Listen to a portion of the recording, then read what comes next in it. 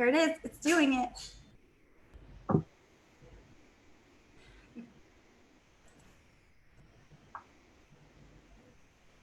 Hi, everyone. We are live on Facebook. Welcome to our very first edition of Morning Joe with Christina, that's me, and Brooke. So this morning we're here to bring you a few tips and strategies to help you transition with this difficult time in education going online. We're going to answer any questions you might have. And our goal in this 5-day series is to produce happy, healthy, successful families. Children are included in that. Today's topic, we're going to talk about staying focused. So we'll talk about what that looks like, developing some goals. It should be self-defined. And then we'll also talk about some accountability strategies. So I'm Christina Seamster, the head of school at Fusion Academy, and I actually have some experience working in the virtual environment and transitioning our entire school online. We were able to get that up and running last week, and it was seamless. My parents are really happy. The kids have consistency online, and it's just going really, really well. So I wanted to offer any tips to the general public who's going through this as well, and let's do this together. Joe, tell us who you are. Yeah, so I'm Joe, and I'm the assistant director at Fusion Academy. So I work with Christina, and this has been an incredibly interesting time in terms of the transition to virtual. And our transition has gone really, really smoothly. But I know just thinking about other schools and potentially other systems that might not have kind of the infrastructure that maybe we had, how this could be a really difficult time for families. So this is going to be an awesome opportunity to just provide some support as best as we can, using the experience that we have. And this is just a really cool opportunity. We're also joined this morning by Brooke Schnittman of Coaching with Brooke. Hi, everyone. I'm Brooke, and thank you, Christina, for the introduction. I know Christina and Joe from Fusion Academy, and Joe and I go back about a year now in similar fields. I'm an ADHD and executive function coach, and I'm here to share with all of you ideas, create discussion and information with these wonderful educators. And we have Michelle Rose Gilman, the founder of Fusion, watching. Hi, Michelle Rose Gilman. Thanks so much for being with us. That's so exciting. All right, so we'll start with Brooke. She's going to kick us off this morning talking about establishing SMART goals. Hey, like I said, I'm an ADHD and executive function coach. And a lot of you probably in January thought about your 2020 goals and your New Year's resolutions. And you may or may not have stayed with those, especially during this time. But then the number one thing that I would advise everyone is try to be as normal as you can during this time and stay on path with the goals that you can stay on path with. So even if you have to create some new action plans for those goals because you have to stay inside, do that. So with my clients, I work on SMART goals, and the S stands for specific. So let's say you want to lose 15 pounds. And the only reason why I'm saying that is because it's specific, okay? Or you want to read 5 books. Put a number in the S piece. M is measurable. So what is your action plan for this goal? So I'm going to eat up to 1,500 calories a day, and then I'm going to track those calories on my fitness app. Or I'm going to read 10 pages of my book every day, and by the end of the month, I will be finishing 2 books. Okay, so it has to have a clear, structured action plan. That's your M for SMART. A is, how are you going to achieve this goal? So how are you going to keep yourself accountable? Do you have family members who are going to text you? Do you have a body double who's rooting you on? Do you have something in your phone that reminds you? Think about that. R is realistic. Is this actually a realistic goal? And what is your why? We all have to think about our why. Why are we doing this? Why are we If you're doing the book reading, why are we reading 2 books in a month? Why do we want to lose 15 pounds in 3 months? So we have to always go back to our why, because when things shift around us, we make excuses in our head, and we may do it subconsciously for not sticking to the plan. And T is timely. So it has to be timely. So this is going to be done in 3 months. This is going to be done in a month, that kind of thing. And there's so much sample SMART goals out there. And if you ever want an example, you can email me at brooke@coachingwithbrooke.com, and I can give you an example of that. So that's my 2 cents on SMART goals. Thank you so much, Brooke. And something to consider when creating your SMART goals for this week is that you want to make sure that the goals that you're creating are self-defined. So what that looks like for everybody is going to be different.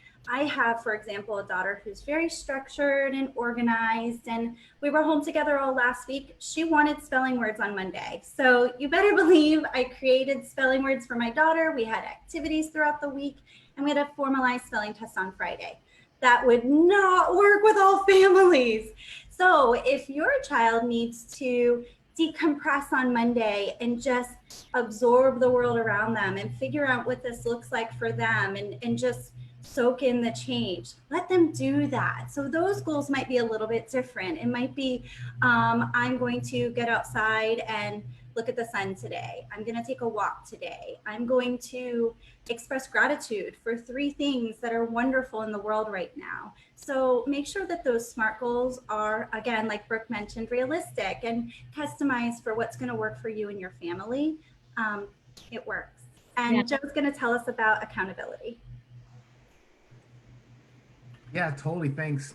I think when it comes to accountability, there's kind of 2 ways or 2 approaches that I think are both kind of equally important during this time. One is kind of like a larger institutional, on an institutional level, and the other one is maybe more at home, where, when you think of what schools are going through now through this transition, which in many ways, a lot of them are not necessarily built for, it's easier to imagine things potentially slipping through the cracks as they learn how to do what they're going to be doing over the next couple of months. So I think when it comes to accountability, one of the things that's really important for families, more so than ever, is to become really familiar with whatever system it is that the school is using to kind of keep track of things and to assign work, whether it's Canvas or Google Classroom, RenWeb, Schoology, whatever it might be. Even though we always want to kind of have an awareness of how the school is keeping track of things, now that's especially, I think, more important, just because it's a difficult time, and teachers are learning kind of on the fly what it is that they're doing. And we just want to make sure that, whatever's happening with your kids, that they're not the ones that are falling through the cracks. So I think in line with that, this is a great time to reach out to teachers and find out what their plans are for how they're assigning work, and how it is that they're planning on communicating with you, and what their evaluations are going to look like, what are quizzes and tests going to look like now moving forward for the next several weeks or the next few months. And this allows for kind of an increased rapport, and for an opportunity for you to become a little bit more in sync with the teacher. And ultimately that increases everybody's accountability, not just being able to hold our own families accountable at home for their work, but also the teachers, and vice versa. So I think this can be an incredibly frustrating process, especially given all of the other things that we're having to juggle at home and with life, with all of these changes that we're going through. But it's one that I really think is worth it in the long run, to just take the extra step to make sure that we're familiar with how it is that the school and the individual teachers are planning on the practical side of we're doing school virtually. And then kind of at home, I think practically, it could be something as simple as creating an outline for what you'd like to accomplish in any given day, and when it is that you'd like to accomplish it. It could be a to-do list. It could be a more formal calendar for the day or schedule.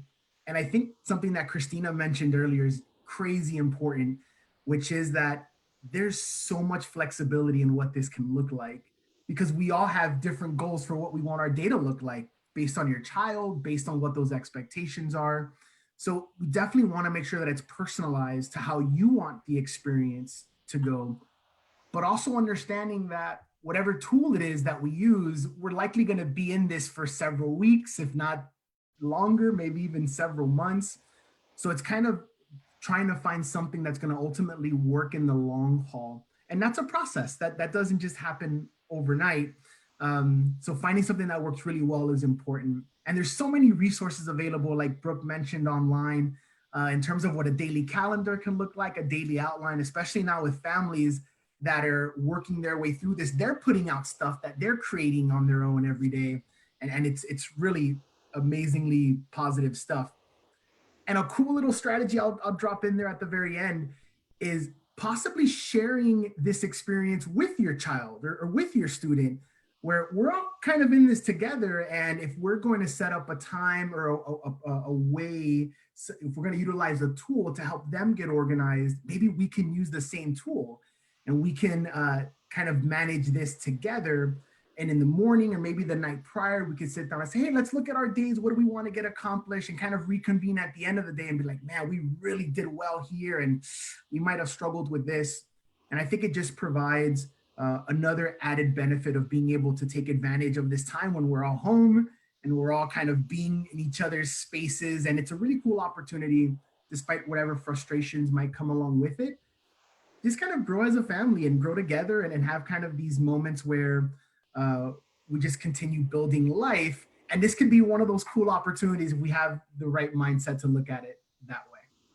Joe, if you don't mind me saying, I think it's really cool that you spoke about parents working with their kids in a way that they've never really worked with them before and using this opportunity in a positive manner where you can bond with your children, because so often it's the parent who's trying to understand what the teacher is doing in school and how the kid is behaving and what the kid's learning. But now there's this opportunity to kind of show your kids that you're in this new world together, and who knows what's possible from that. I love it. Yeah, totally. I think it also brings into play like this beautiful vulnerability within a family, right? Like, hey, we're both figuring this out at the same time, and that's okay. Like, it's okay that I don't have all the answers right now, but we can kind of discover them and explore them on our own. There's something really cool and powerful there.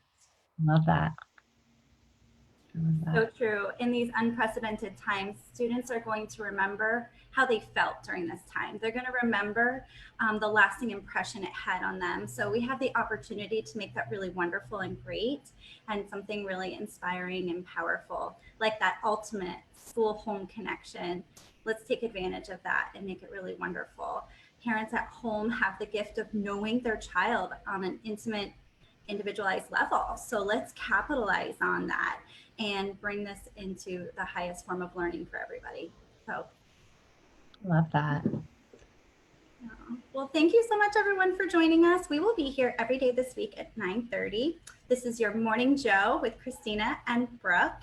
I hope you all took away some inspiring moments this morning. Tomorrow, we're going to be talking about the growth mindset and how we embrace this change. I think that's a really powerful component that we can step into here, because, you know, if we have that mindset of we can't do this, then you're absolutely right, we can't. So tomorrow we'll talk about some tips and strategies for embracing the growth mindset.